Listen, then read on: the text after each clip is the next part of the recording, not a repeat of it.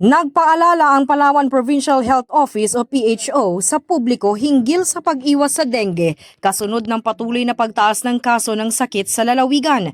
Mas kinis kag mas healthy na ang skin ko. Salamat sa DTX Beauty Soap. Batay sa pinakahuling datos ng Department of Health o DOH Mimaropa, umaabot na sa 1,206 ang naitalang kaso ng dengue sa buong lalawigan mula Enero 2026.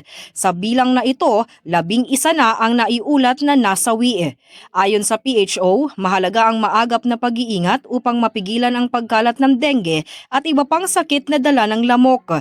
Kaugnay nito patuloy na isinusulong ng Health Office ang kampanyang Alas 4 kontra Mosquito at ang pagsunod sa 5S bilang pangunahing hakbang laban sa dengue. Kabilang sa mga ito ang pagsuyod at pagsira sa mga pamumugaran ng lamok, pagprotekta sa sarili laban sa kagat ng lamok, agarang pagpapatingin sa pagamutan kapag may sintomas, pagsuporta sa fogging o spraying kapag may banta ng outbreak at pagtiyak ng sapat na pag-inom ng tubig.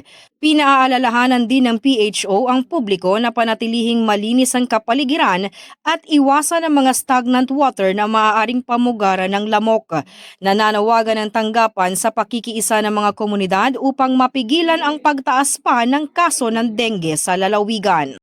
Does your underarm stink and darken? Say goodbye to stink and dark underarm. Try Clinica Deo Fresh Roll-On. It whitens and softens your underarm. For all-day freshness, try Clinica Deo Fresh. It's 100% natural. Ako si K5 Grace Belostrino para sa Himpilang Kampyon sa Balita, Serbisyo Publiko at Kasiyahan sa Palawan, K5 News FM.